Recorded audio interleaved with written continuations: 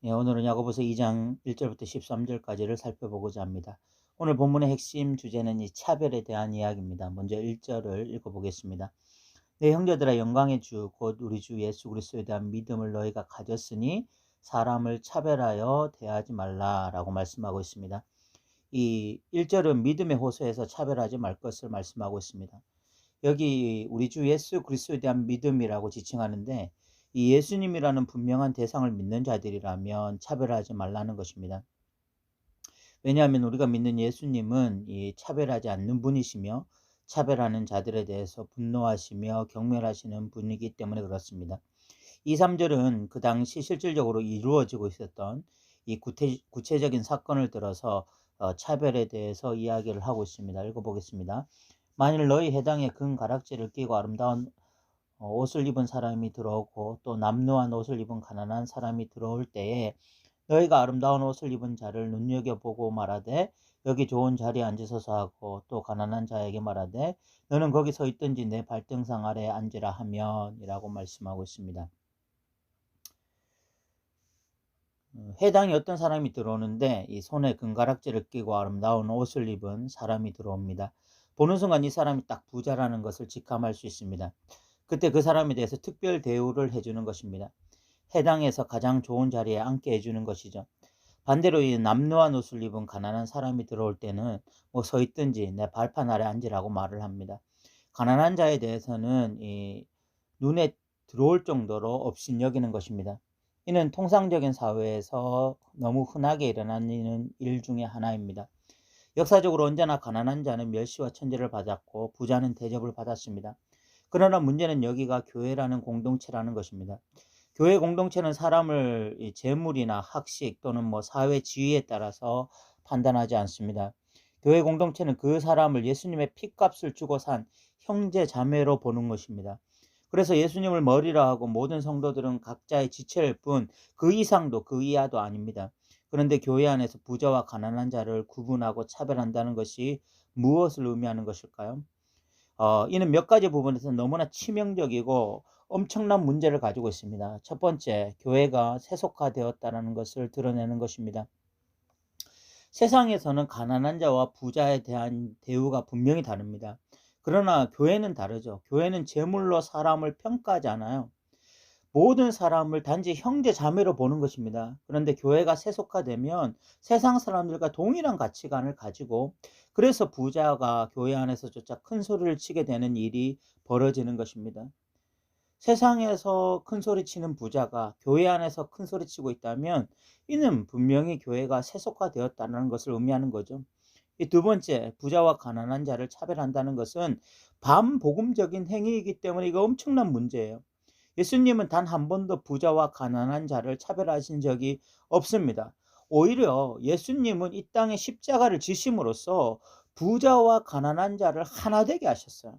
이것이 예수님의 가장 위대한 일 중 하나였습니다. 그런데 교회가 다시 예수님이 하나 되게 하신 부자와 가난한 자를 또 이 물질로 나눈다고 하는 것은, 이것은 엄청난 반복음적인 행위인 것이죠. 세 번째, 하나님의 분노를 촉발시키는 일입니다. 구약에서 하나님이 제일 많이 분노하셨던 것 중 하나가 바로 이 가진 자들의 가지지 못한 자들에 대한 억압과 착취였습니다. 부자와 가난한 자를 차별한다는 것은 이 하나님의 진노의 대상이 되는 거예요.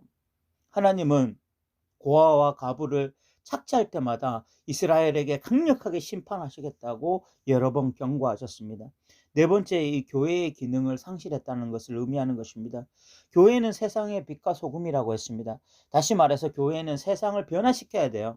그런데 교회가 부자와 가난한 자를 차별한다는 것은 이미 교회의 기능을 상실한 거죠. 그런 교회가 어찌 세상을 변화시키겠습니까? 그런데 너무나 아쉬운 것은 이 야고보 당시 교회 안에 실질적으로 일어났던 사례를 지금 야고보가 말을 하고 있다는 것입니다. 부자와 가난한 자를 차별한 사람들은 부자를 통해서 무엇인가 혜택을 바라고 그런 행위를 했을 것입니다. 그런데 그것이 얼마나 반복음적이며 이 성령의 능력을 소멸하는 일인지 잘 모르고 그랬을 수도 있습니다. 그러나 알고도 그렇게 했을 수도 있는데, 왜냐하면 이미 세속화되어져서 이 복음이나 성령의 능력보다 물질이 더 마음을 사로잡았기 때문에 그렇게 했을 수도 있습니다. 그런데 이 너무나 아쉬운 것은 오늘날 역시 이런 일들이 일어나고 있다는 거죠. 야고보가 살았던 그 시대뿐만이 아니라 오늘 시대에도 이런 일이 일어난다는 거예요. 일어난다는 것입니다. 이것에 대한 신뢰는 너무나 많아서 다 말할 수 없을 정도입니다. 그런데 세상에서 큰 소리치는 부자가 교회 안에서도 큰 소리치고 있다면, 이는 그 교회가 이미 그 복음과 상당히 멀어져 있다는 것이고 복음의 능력이 소멸되었다는 것을 의미하는 것입니다. 야고보는 가난한 자에 대해서 우리가 어떤 눈을 가져야 할지를 5절에 말하고 있습니다. 5절을 읽어보겠습니다. 내 사랑하는 형제들아 들을지어다. 하나님이 세상에서 가난한 자를 택하사 믿음에 부유하게 하시고 또 자기를 사랑하는 자들에게 약속하신 나라를 상속으로 받게 하지 아니하셨느냐라고 말씀하고 있습니다. 야고보는 하나님이 가난한 자들을 택했다고 말씀하십니다. 그리고 그들에게 믿음을 부여하게 하셨다고 말씀하세요. 우리가 여기서 착각하지 말아야 될 것이 있습니다. 하나님은 가난한 모든 사람을 택하시고 부한 모든 자를 버리신 것이 아닙니다. 이에 대해서 우리가 잘못 단면적으로 해석해서 부자는 악한 자, 가난한 자는 선한 자로 해석해서는 안 된다는 것입니다. 그러나 부자보다 가난한 자들이 훨씬 하나님을 더 찾고 바라보는 것이 사실이에요. 또한 가난한 자들은 그 가난으로 인해서 믿음이 더 견고해지고 강해지는 경우가 부자가 부로 인해서 하나님을 찾는 경우보다 훨씬 많은 것이 사실입니다. 그러니까 야고보가 하고자 하는 말의 핵심은 신앙에서 가난은 부끄러움이 아니고 오히려 하나님을 찾고 믿음을 견고하게 하는 좋은 수단이므로 가난한 자들을 업신여기서는 안 된다고 말씀하는 거야. 또한 그 사람들이야말로 하나님 나라의 주인공들이라고 말씀하고 있습니다. 이것이 하나님의 백성들이 가져야 할 이 가치고 영적 안목입니다. 그런데 6절에 야고보는 그런 안목이 없는 자들을 책망합니다. 6절 읽어보겠습니다. 너희는 도리어 가난한 자를 업신여겼도다. 부자는 너희를 억압하며 법정으로 끌고 가지 아니하였느냐.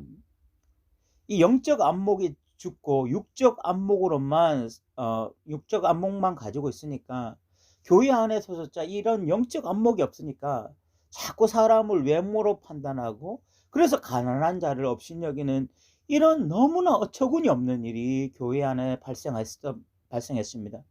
그런데 실질적으로 부자는 가난한 자들을 억압하고 법정으로 끌고 가는 이런 나쁜 일들을 했어요.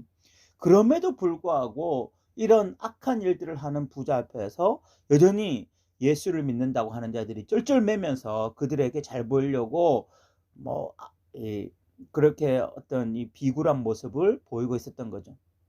이 7절에서는 또 이 부자들이 그리스도조차도 비방했다고 말을 합니다. 읽어보겠습니다. 그들은 너희에게 대하여 일컫는 바 그 아름다운 이름을 비방하지 아니하느냐라고 말씀하고 있습니다. 그 아름다운 이름이라는 것은 바로 예수 그리스도를 의미하는 거죠. 그러니까 이 부자들이 가난한 자들을 억압하고 법정으로 끌고 가고, 또 고용주로서 가난한 자들을 고용해서 일을 시키고 난 이후에 임금을 제대로 지불하지 않거나 오히려 억울한 누명을 씌워 임금을 지불하지 않을 뿐만이 아니라 죄를 덮어 씌우는 일도 하고, 또 그들의 믿음에 대해서도 조롱과 멸시를 입사하는 그런 일들을 한 것입니다. 우리는 여기서 이 부자들 역시 그 당시에 부자들에 대한 표현임을 알아야 돼요. 즉 모든 부자들이 그랬다는 것이 아니라 그 당시에 부자들 중에서 이렇게 가난한 자들을 괴롭히는 자들이 있었다는 것입니다. 어쨌든 이 부자들의 특징 중 하나가 이렇게 가난한 자들의 억압과 착취인데, 그럼에도 불구하고 부자만 보면 이 사죽을 못 쓰고 어떻게 하면 그들에게 잘 보여서 또 국물이라도 하나 얻을까 싶은 그런 교회 성도들이 있었다고 지금 야고보는 말하는 것입니다. 그러면서 야고보는 8절에 성경이 무엇을 말하는지를 언급합니다. 8절을 보시면 너희가 만일 성경에 기록된 대로 내 이웃 사랑하기를 내 몸과 같이 하라 하신 최고의 법을 지키면 잘하는 것이거니와 라고 말씀하고 있습니다. 야고보는 이 사람을 평가할 때 가졌다 못 가졌다 이런 것으로 평가하지 말고, 이 말씀이 말씀하는 대로 모든 사람을 평가할 때 이웃으로 평가해라. 사람으로 봐라. 그냥 사람으로. 그리고 이웃으로 보고, 그리고 그 사람들에게 행해야 될 것이 바로 사랑이다 라고 말씀하고 있는 것입니다. 이것이 바로 교회의 바른 모습이다 라고 이야기하는 거죠.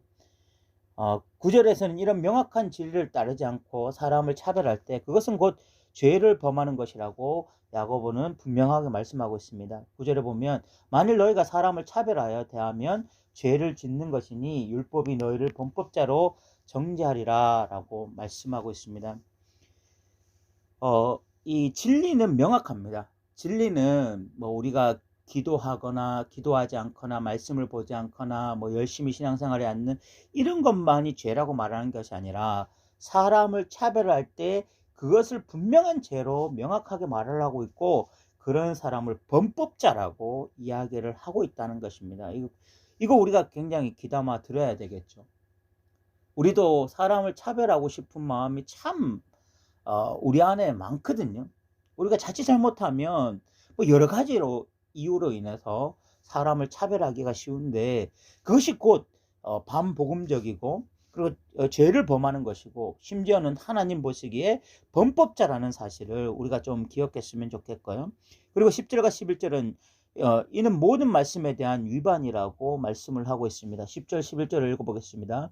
누구든지 온 율법을 지키다가 그 하나를 범하면 모두 범한 자가 되나니 간음하지 말라 하시니가 또한 살인하지 말라 하셨은즉 내가 비록 간음하지 아니하였어도 살인하면 율법을 범한 자가 되느니라 라고 말씀하고 있습니다. 이 율법 하나를 어기면 모든 것을 어긴다라고 말하는 이유는 결국은 모든 율법이 한 하나님으로부터 왔기 때문에 그런 것입니다. 뭐 예를 들어 예배와 기도는 중요시하면서 정작 차별은 하고 있다면 이는 하나님을 나누는 것이고 하나님의 말씀도 나누는 것입니다. 야고보는 3장 10절에서 한 입에서 찬송과 저주가 함께 나올 수 없다고 말씀했습니다. 마찬가지로 한 하나님을 섬긴다면 예배와 기도를 중요시 여기면서 동시에 차별을 하는 그런 법은 없다는 것입니다. 이렇게 율법의 정신과 그 정신에 따라 율법을 철저하게 지킬 것을 강조하는 것은 상당히 유대적인 것이죠.